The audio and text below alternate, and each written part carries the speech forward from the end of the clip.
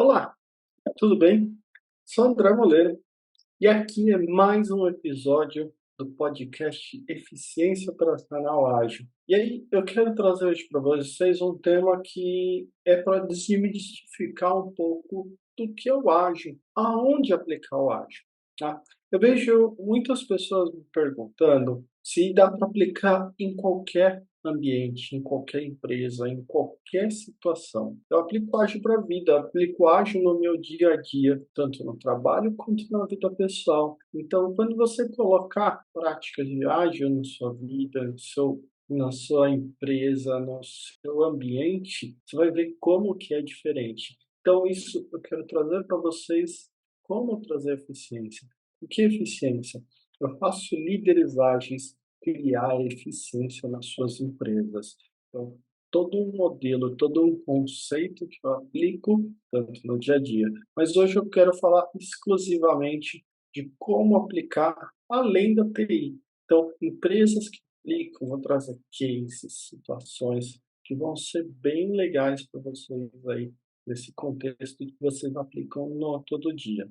Eu quero começar falar um pouquinho da origem da agilidade. Por que da origem da agilidade? A gente começa a entender o porquê que ela chegou até aqui e como nós vamos aplicar em qualquer empresa, em qualquer conceito, essa eficiência operacional. E aí eu vou remeter lá para o toyotismo. Tá? Então, até a Toyota aplicava o modelo Fordismo até a Segunda Guerra. E ali eles começaram a entender que não cabia mais fazer esse modelo de toyotismo, esse modelo de Fordismo, desculpa, esse modelo Fabril, sequência, todos os modelos são iguais. E aí eles começaram a entender porque era um Japão pós-Segunda Guerra, um Japão que tinha muita escassez. Então não poderia haver desperdício muito grande. Então, quando a gente colocar esse pragmatismo que precisava ser feito, ele tem um conceito muito grande de eficiência e eliminação de desperdício.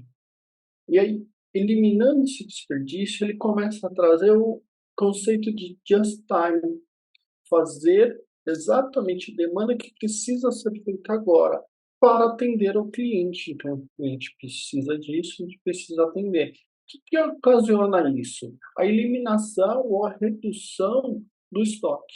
Então, a gente não tem grandes estoques. Então, a gente vai fazer exatamente o que precisa ser feito, porque o cliente está pedindo.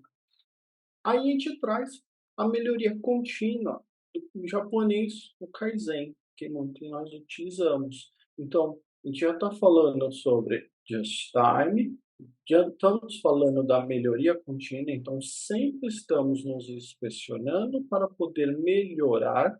Então, continuamente nós vamos fazer isso. E aí a gente tem conceitos que estão muito no poetismo, como automação. Que a gente começa a automatizar, o que a gente começa a deixar organizado para automatizar. E, por fim, o trabalho em equipe com flexibilidade. A gente tem muito isso da união das pessoas e da flexibilidade. Aí você começa a organizar esse trabalho. Aí a gente tem o Lean Manufacturing. Lean Manufacturing tem conceitos muito fortes que estão aplicados no Lean sobre mapeamento do fluxo, o mapeamento do valor que nós vamos entregar, criação desse fluxo, ou seja, se eu mapeio o fluxo, eu crio esse fluxo, estabeleço o que é um sistema puxado, a produção puxada e a busca por perfeição. Então, a gente tem esses 5 valores que estão no Lean Thinking, que começamos a aplicar já junto de um contexto fabril. Então, ele traz muito a valorização do cliente, o que o cliente quer, o que o cliente precisa para atender aquela demanda. Diferente do que a gente estava falando de Fordismo, que o carro era de qualquer cor, desde que fosse preto. Não, aqui a gente está entendendo qual é a necessidade do cliente, qual que é a vontade do cliente. Tá? A partir disso, onde eu quero chegar ali, eu começo a trazer um pouquinho do desenvolvimento de software em geral, tá? Antes até de falar de agilidade fora da TI. Então, a gente está falando do desenvolvimento de software. Desenvolvimento de software, ele trouxe muitas coisas que veio da engenharia. Você viu que eu comecei a falar de engenharia fabril, então o processo de construção automotiva. Também bebemos muito da fonte na parte de tecnologia, da engenharia de software, da engenharia civil. Então, tudo precisava ficar pronto para ser entregue para o cliente. A gente precisa chegar naquele modelo de perfeição muito rápido. Então, no modelo, inicialmente, para desenvolvimento de software, era muito claro, requisito, design, implementação, verificação, manutenção. Então, é muito parecido, a gente pode aplicar esse conceito para qualquer coisa. Vamos desenvolver para um novo apartamento, para uma nova casa. Você vai lá, quais são os requisitos que eu tenho? Qual é o design, o desenho que eu vou fazer? Ah, eu vou construir como? Estou construindo. Eu vou verificar se tudo está certo, eu vou dar a manutenção necessária, depois eu entrego. Entendeu? Ele tem um processo muito claro. E, e, a, e a parte de agilidade muda um pouquinho esse paradigma que nós temos sobre esse conceito que precisa tudo ficar pronto antes da gente entregar, a gente começa a coletar feedbacks. Então, a abordagem ágil, ele vem de interações curtas. O que é interações curtas? É um curto período de tempo, é uma situação muito rápida onde eu trago alguma coisa que aconteceu. Um dia, uma hora, um segundo, isso é uma interação curta, mas é constantemente. A outra é a adaptação à mudança. No ágil, constantemente nós vamos mudar. Porque o mundo muda, a gente tem muitas situações que a gente não estão previstas dentro de um projeto, dentro de um grande escopo. Então, nós vamos nos adaptar ao que está acontecendo no momento, conforme a necessidade. A outra é o feedback constante. Se temos interações curtas e temos mudança, precisamos ter feedbacks sobre se essa mudança está sendo efetiva, se como estamos fazendo, estamos iterando, está sendo efetivo. Então, esse feedback vai acontecer tanto por parte do cliente, como colaboradores, como parte de estratégia. Então, o mercado nos dá feedback, então nós vamos entender o que é, então, essa coleta de informações, ela é muito necessária. Depois a gente começa a fazer entregas contínuas, períodos curtos, adaptando a mudança, fazendo, pegando feedback e eu estou entregando a cada iteração curta que eu estou fazendo. Então, se eu tenho sempre entregas, períodos curtos coletando feedback, a gente começa a falar mais numa agilidade. Também é um valor, um conceito dentro dessa abordagem, o foco no cliente. Vocês viram que eu estou começando a cada vez trazer coisas do Lean Thinking, do Toyotismo, e aí a gente tem uma última que é colaboração constante. O ágil, ele bebe muito dessa fonte, eu vou falar um pouco mais de cultura ágil, mas se você pegar interações curtas, adaptação, feedback, entregas contínuas, foco no cliente, foco no valor e constante colaboração. A gente tem muito desse universo ágil. Tá? Agora eu quero entrar na situação dos conceitos-chave que eu vejo aqui para aplicação de ágil em qualquer ambiente. E aí algumas técnicas que a gente tem. Eu listei algumas aqui, mas existem várias outras, então podem ser aplicados. Mas eu vou começar primeiro com o manifesto ágil. O manifesto ágil, ele surgiu no começo dos anos 2000, ali em 2001. Várias pessoas se encontraram para falar dos problemas e situações sobre isso. Então, ele é propriamente um manifesto sobre problemas que estavam acontecendo no momento com aquelas pessoas. E isso reflete na nossa vida até hoje. E aí eu até falo, se a gente está falando de manifesto ágil, ele é um manifesto ágil para desenvolvimento de software, assim ele nasceu. Mas ele serve para qualquer coisa. Troca software ou qualquer palavra, produto, serviço que você tem.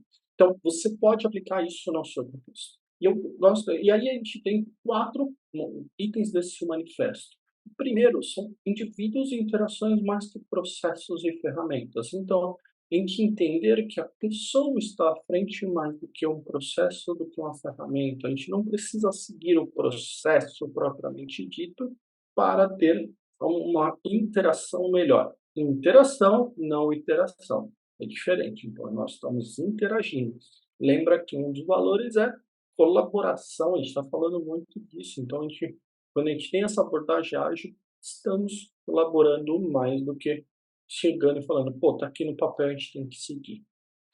O segundo item, que não quer dizer que ele é menos importante do que o primeiro, eles têm graus iguais, e aí a gente fala de software funcionando mais do que a documentação abrangente. O problema que nós tínhamos era escrever tudo para depois a gente começar a construir e depois a gente começar a entregar. Então, não precisamos escrever tanto. Então, o que não é necessário ficar escrevendo, documentando, a gente deixa um pouquinho de lado. Quer dizer que a gente não documenta nada? Pelo contrário, temos documentação e temos formas de escritas, e aí outros vídeos eu acabo abordando isso. Mas nesse, a gente está falando puramente do manifesto, que está mais a entrega do que o que está escrito, do que escrever. Então, um cliente não vai usar o que está escrito, mas vai usar no final o produto, não vai usar o manual, mas o produto final. Então, o manual é importante, mas o produto é muito mais. Terceiro, colaboração com o cliente, mais do que a negociação do contrato. Então, nós temos muito disso até hoje. A gente tem uma discussão, poxa, isso está no contrato, não está no contrato. Como que nós olhamos isso? Então, a gente quer atender o cliente de uma melhor maneira. Então, o olhar do cliente é importante dentro desse manifesto ágil, mais do que o contrato. Depois a gente discute o contrato, a gente revisa ele se for necessário, mas a gente precisa atender e dar qualidade para o cliente, dar satisfação do nosso trabalho, que entregue sempre para o cliente. E o quarto item, a gente está falando de adaptação. Responder à mudança mais do que seguir um plano. Costumo dizer, é loucura você não ter um plano, mas é totalmente insano você segurar a ele e ir para o abismo com esse plano. Então, você ter um plano é importante, criar um planejamento. Temos momentos de planejamento, mas ele dá errado. E seguir com ele sempre costuma dar muito mais problema. Então, mudar é importante. Mudar o tempo inteiro quer dizer que você não sabe para onde está indo. Então, é um balanceamento, é um equilíbrio entre mudança e o plano. Entende? Então, esses 4 itens significam o manifesto ágil. Tratando a evolução, o caminho que a gente quer em relação a isso, como que nós implementamos esse contexto de ágil, do manifesto, é bonito, é legal, mas a gente tem algumas coisas, alguns métodos, frameworks que tem nessa implementação. Primeiro que eu quero falar é o Scrum. O Scrum, ele é simples, bem rápido, eu vou explicar para vocês em alguns minutos, mas ele é muito difícil de ser domado, assim está escrito no livro do Scrum, no Scrum Guide. E ali a gente tem esses valores, propostas que ele coloca de uma maneira muito clara. Primeiro eu quero falar de pilares. São 3. A gente está falando de inspeção, adaptação e transparência. Esses pilares regem o Scrum em todos os contextos que ele coloca. A gente vai falar de cerimônias, vamos falar de papéis e artefatos, mas todas as pessoas precisam ser transparentes, os artefatos precisam ser documentos transparentes, as cerimônias precisam ser transparentes. Depois dos pilares do Scrum, ele tem 5 valores. Ele tem o valor de coragem. Então, um time de Scrum precisa de coragem para fazer o que precisa ser feito. Ele precisa de foco. Então, ele precisa do direcionamento. E as próprias cerimônias do Scrum trazem foco. Ele precisa de comprometimento, ele se compromete não só com a entrega, se compromete com a execução do Scrum, se compromete com os colegas ao seu lado. Então, as pessoas estão comprometidas, o valor de comprometimento é muito forte. Terceiro não, então, no quarto valor, que é o respeito. Respeito é importante para a gente conseguir ouvir as pessoas, falar com respeito, respeito ao trabalho que nós estamos fazendo, respeito com o nosso trabalho, dos nossos colegas, respeito com o próprio framework. Então, respeito é um valor. E o quinto valor que a gente precisa para o Scrum é a abertura. Lembra que eu falei de pilar de transparência? Nós precisamos ter abertura dessa transparência, abertura a ouvir os colegas, abertura para falar o que é preciso também. Então, a gente tem coragem para falar, mas tem abertura para ouvir e aceitar o que as outras pessoas estão falando. Esses são os 5 valores do Scrum. Depois dos 5 valores do Scrum, nós temos os papéis. O Scrum fala de papéis, não são cargos. O momento que isso evoluiu, algumas pessoas tratam como cargos. Nós temos três papéis importantes, os três papéis importantes do Scrum. O time de execução, eu costumo dizer, o time que está aplicando o Scrum, propriamente dito, o time que está concluindo todas as atividades, o time que está entregando, desenvolvendo, produzindo. Então, todos ali que estão com a mão na massa são parte desse time. Né? Nós temos o Product Owner, o dono do produto. Esse Product Owner é a pessoa que vai definir o que nós vamos fazer. Então, ele tem a orientação do produto, qual é o resultado esperado, como cliente, ele é muita interface com o cliente, do time com o cliente, para a gente poder entender qual é a necessidade, como regir esse negócio para traduzir o trabalho do time. Então, esse PO ele é a pessoa que está encarregada muito desse produto. Como nós vamos fazer? O que nós vamos fazer? Não o como, o que. E, por fim, o Scrum Master. O Scrum Master, primeiro, como o próprio nome diz, ele é o mestre do Scrum. Ele sabe como todas as cerimônias funcionam. Ele é o mais estudioso em caráter de Scrum. Ele é uma pessoa que vai ser servidora de todo esse time para resolver problemas, para elevar o time cada vez mais. Então, tente muito, e aí eu tenha muita atenção, tenha uma liderança servidora, não uma liderança serviçal. Nem o Scrum Master, nem o PO, nem o membro do time é chefe do Scrum. Então, todos os membros do time são paralelos e eles devem estar muito próximo de valores e pilares. Então, lembrem da transparência, especial adaptação. As pessoas do time estão sempre praticando isso, praticando também os valores do Scrum. Então, se os membros do time estão praticando valores e pilares, a tendência é que tudo vai começar a funcionar melhor. Temos também no Scrum 5 cerimônias. A mais importante, que todas as outras estão dentro dela, é a sprint. A sprint é um período curto, onde que vai ter todo o trabalho a ser realizado e todas as outras cerimônias. O importante do sprint, o que o Scrum traz, é o imediatismo. Por quê? O sprint curto. O sprint vai ter muitos problemas durante o seu caminho, às vezes até o final dele, mas ele é curto. Ele te traz o senso de urgência. Ele tem time box pré-estabelecido. E uma má prática é fazer sprints de tamanhos diferentes. Os sprints sempre têm um tamanho. Por quê? Eu vou comparar um sprint com outro, o mesmo time com ele mesmo, não com outros. Se você faz sprints de tamanho diferente, você começa a ter um problema. E aí, o mês de fevereiro eu produzi mais do que o mês de março? Eles são diferentes. A gente não consegue fazer isso. Por isso que às vezes a gente vai buscar um indicador, ele fala buscar os últimos 28 dias, buscar os últimos 30 dias. Aí ele pega, às vezes, mais do que um mês, quando é esse mês de fevereiro tem 28 dias. Então, o sprint tem essa característica, sempre do mesmo tamanho. Depois nós temos a planning. A planning é o primeiro momento da sprint. Então, é uma reunião de planejamento. Nós vamos planejar o que vai acontecer na sprint. 2 semanas, 3 semanas, 4 semanas, nesse período curto. Lembra da iteração que a gente estava fazendo lá? Constante. Então, o sprint é a iteração.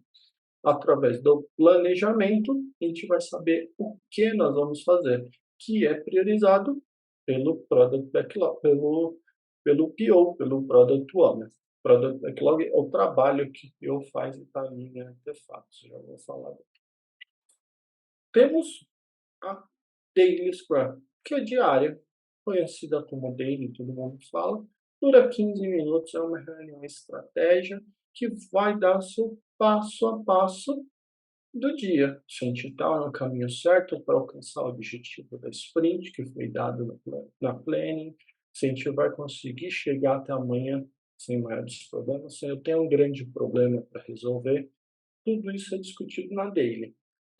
Tem um problema sério. Eu falo na daily? Fala. Mas você não precisa esperar a daily para falar exclusivamente desse problema. A terceira cerimônia é não, na verdade, a quarta cerimônia, foram três. A quarta cerimônia é a review. A review é uma reunião de apresentação. Do que você colocou na planning como planejamento, você apresenta na review como o produto entregue. Ali você vai colocar muito do seu resultado, dos seus ajustes.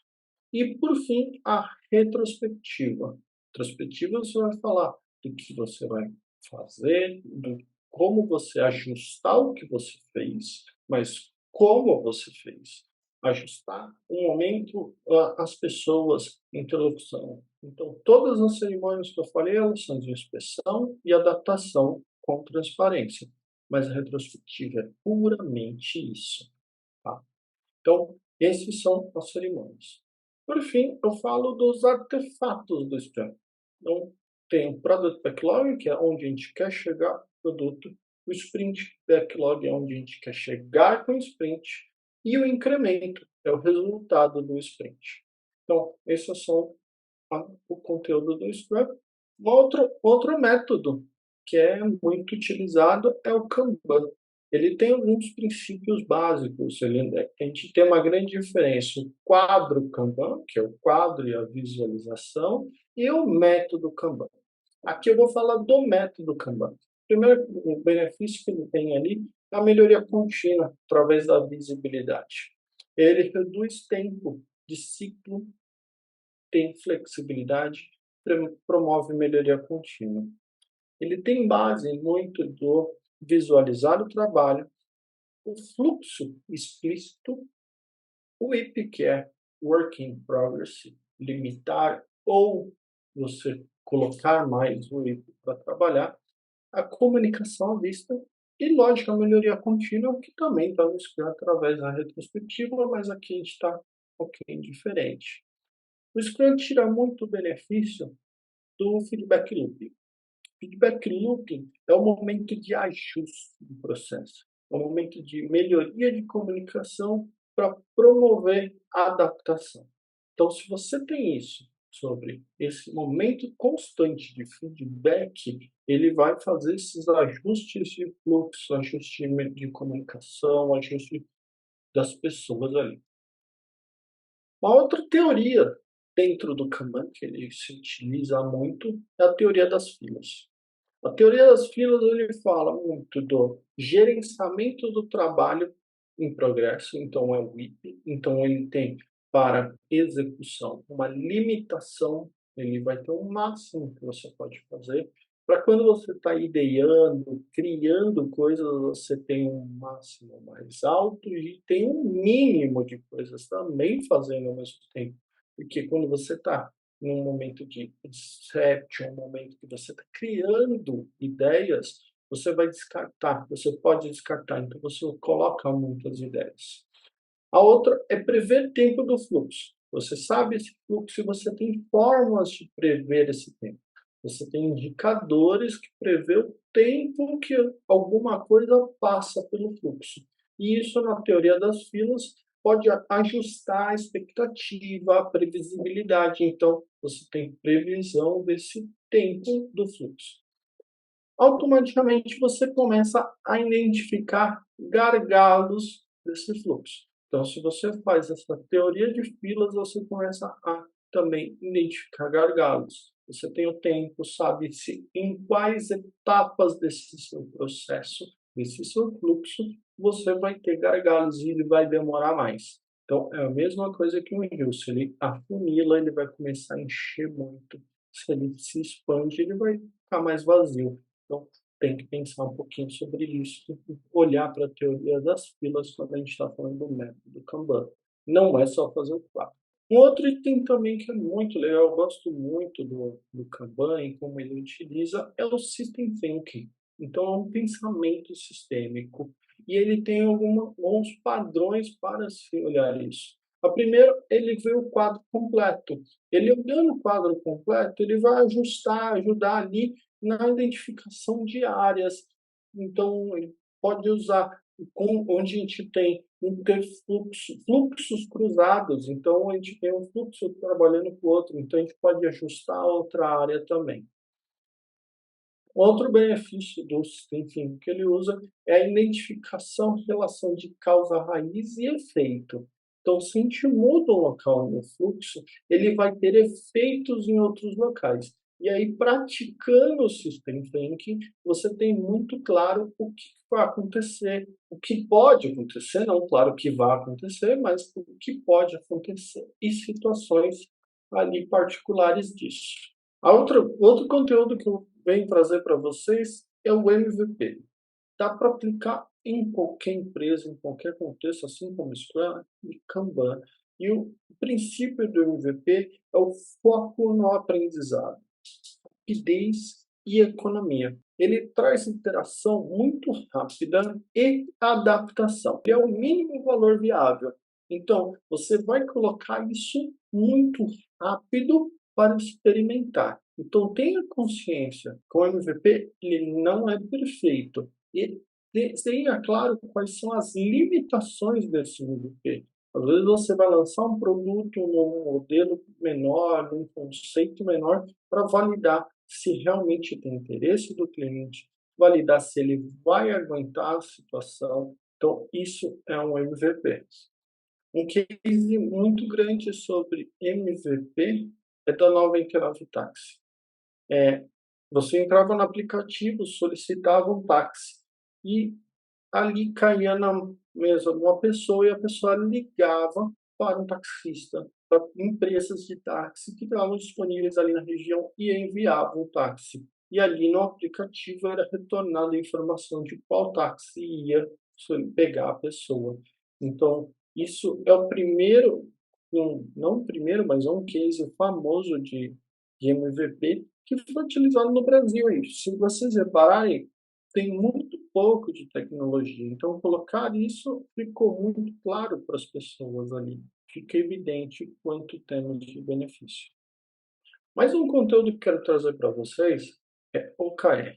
OKR foi criado ali na década de 70 na Intel, o presidente criou na época, mas o objetivo ali, o grande quê do OKR era ter objetivos claros e mensuráveis para poder executar a estratégia da empresa. Nos anos 90, John Doerr, até recomendo o livro dele, podem pesquisar aí, Medir o que importa, implementou na Google e isso acabou se difundindo cada vez mais através do benefício, da alavancagem que a Google teve ao decorrer dos anos. Então, ali difundiu esse modelo. E ele trata muito sobre ciclos curtos, com esse objetivo mensurado. E aí traz muito foco no trabalho, declara, tem declarações qualitativas, declarações quantitativas, então é inspecionado sempre. Então ele tem esse trabalho muito curto. Grandes benefícios que a gente tem. Foco. Qual o número? Eu vou mudar esse número. Engajamento, engaja as pessoas, porque elas criam. A forma de criar OKRs é uma forma que você engaja. Alinhamento, porque você está com esse número sempre, está revisando esse número sempre. Transparência. Então, uma empresa que não tem transparência dificilmente vai implementar OKRs bem feitos. E, para o final das contas, a agilidade. Ele traz um modelo adaptativo muito bem feito. É um conteúdo desse vídeo, né? A aplicação da agilidade fora da tecnologia. A primeira coisa que tem para aplicar fora da tecnologia é uma cultura de agilidade. Como o ágil pode transformar empresas de qualquer setor, e aí a gente precisa primeiro colocar práticas de melhoria contínua. Todos nós, seres humanos, podemos melhorar o tempo inteiro. Se a gente coloca essa prática como cultura da empresa de melhoria contínua, pegar ali do Scrum, inspeção e adaptação, pegar do Kanban, o feedback looping, a gente vai começar a aplicar culturalmente isso. A outra coisa é aumentar a adaptabilidade. Então, se a gente tem essa melhoria contínua com adaptação sempre, a gente começa a trazer muito resultado, colaboração, transparência. Depois, a gente coloca de melhorar a colaboração. Quando a gente tem maior adaptabilidade, melhoria contínua, a gente começa a ter colaboração das pessoas. Quando a gente tem colaboração das pessoas, a gente vai para o quinto benefício ali, que é muito claro, que a gente começa a fomentar a inovação. Nós vamos ter falhas, sim, mas vamos aprender com elas e a gente vai experimentar de novo. E em situações de um ambiente de culturagem muito bem feito, a gente tem inovações sendo aplicadas. Então, eu trago isso para vocês ali, a gente começa a falar de cultura, dá para se aplicar tanto Kanban quanto Scrum. Eu já apliquei isso em RH, em sistemas de logística, não no sistema técnico, mas em time que aplicava logística, em marketing, gerenciando campanhas do início até o fim. Então, isso dá para se fazer. O OKR você pode aplicar e tem exemplos muito bons em varejo, banco, educação, saúde. Tem exemplos muito legais da Coca-Cola, Fenza, tem OKRs inspiracionais que ajudam muito no conteúdo deles. Quais são os benefícios dessa agilidade fora da TI, fora de empresas de tecnologia? Primeiro, eficiência operacional. A gente está falando sobre isso, eu falo que na hora que a gente aplica essa agilidade, ela traz resultados. A gente traz eficiência, traz execuções rápidas, então começa a girar toda essa máquina. O segundo benefício é a adaptação e inovação. Se eu me adapto, estou com eficiência operacional, começo a ter inspiração das pessoas ali, a gente começa até chegar à inovação. O terceiro é satisfação do cliente. Então, se eu estou começando a ter eficiência operacional, adaptação, ter o foco no cliente, o cliente vai estar mais satisfeito. E o quarto é satisfação dos colaboradores. Os colaboradores vão se tornar parte integrante da sua empresa, parte integrante dos mecanismos que estão falando. E aí eu começo a trazer, se você tem satisfação, colaboradores satisfeitos, você vai ter mais qualidade, você vai ter mais interações. A eficiência operacional começa a fazer, se eles estão satisfeitos, sentindo donos, eles vão ter mais colaboração. Tendo mais colaboração, eles vão identificar as falhas próprias do processo e do produto. Tendo essa identificação de falhas, você vai ter correções dela.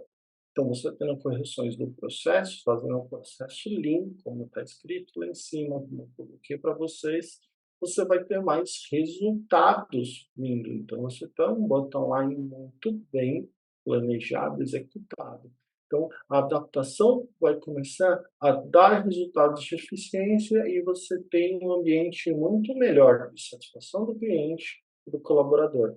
você começa a experimentar mais e as inovações vão acontecer, tá? Concluindo esse vídeo, trazendo, acho que ele ficou até um pouquinho longo, ali de várias técnicas. Eu gostaria de trazer para vocês de tudo que nós falamos, desde a origem do toyotismo, práticas do empirismo, que é muito mais antigo que o toyotismo, eu não falei nenhuma vez, mas eu até falo que a agilidade está muito em ondas, o momento onde ela está, onde se aplicar. Vocês podem ver que dá para aplicar em pequenas empresas, grandes empresas, porque ele está falando de eliminar desperdício, eliminar, de fazer o que realmente importa. E aí a gente passou pelo Manifesto Ágil, que está falando exatamente isso, fazer o que é importante para o cliente, se adaptar, tratar bem as pessoas, falando sobre o Scrum, que tem valores excepcionais que dá para seguir para a vida, Kanban, que você pode fazer feedbacks loops e aí você dando melhoria para esse serviço, para esse fluxo que está ali dentro, MVP de entregas pequenas, OKRs, então trazer foco, trazer engajamento com OKR, isso é muito importante. E no final das contas, como trazer isso para empresas fora da TI? Você precisa disso, você pode me chamar. Eu faço líderes ágeis, criar eficiência operacional nas suas empresas. Um líder ágil é qualquer um. É o empresário, é o gerente, é o superintendente, é o Scrum Master, é o agilista, é o Product Owner. Todos nós podemos ser líderes. Você mesmo que está dentro do time pode fazer e realizar tudo isso que eu falei. São algumas técnicas, temos várias outras e a gente pode aplicar isso com vocês. Bom, é, se esse vídeo foi importante para você, pode mandar falar comigo. Se você vê que tem alguma pessoa que, poxa, vai interessar por ele, manda para eles também. Tá? O benefício é extraordinário. Nós acreditamos que a eficiência operacional vem através de pessoas motivadas e engajadas. Na hora que essas pessoas estão engajadas e motivadas, a eficiência vai vir através de qualidade, através de resolução de problema, através de um produto bem feito. E o cliente vai ter benefício disso, o cliente vai ficar satisfeito também. Bom, agradeço aí a paciência de vocês estarem comigo até agora. Então, até o próximo. Muito obrigado. Tchau.